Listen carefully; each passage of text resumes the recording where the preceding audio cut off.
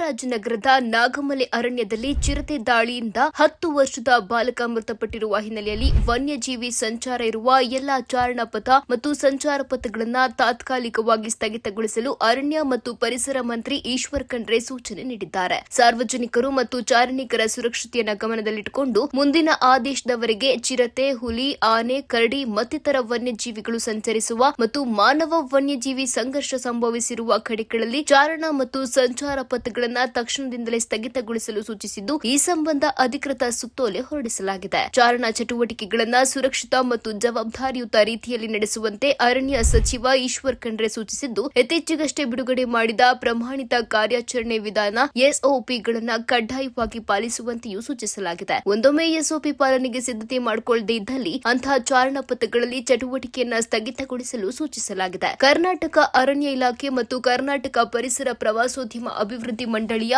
ಮೇಲ್ವಿಚಾರಣೆಯಲ್ಲಿ ಕೈಗೊಳ್ಳುವ ಚಾರಣ ಪಥಗಳಲ್ಲಿ ಎಸ್ಒಪಿ ಪಾಲನೆಗೆ ಪೂರ್ವ ಸಿದ್ಧತೆ ಮಾಡಿಕೊಂಡು ನಂತರ ಚಾರಣ ಚಟುವಟಿಕೆಗೆ ಮುಂದುವರಿಸುವಂತೆ ಆದೇಶ ನೀಡಲಾಗಿದ್ದು, ಅಧಿಕೃತವಾಗಿ ಈ ಸಂಬಂಧ ಪ್ರಧಾನ ಮುಖ್ಯ ಅರಣ್ಯ ಸಂರಕ್ಷಣಾಧಿಕಾರಿ ಮತ್ತು ಮುಖ್ಯ ವನ್ಯಜೀವಿ ಪರಿಪಾಲಕರು 2 ಪ್ರತ್ಯೇಕ ಸುತ್ತೋಲೆಗಳನ್ನು ಹೊರಡಿಸಿದ್ದಾರೆ.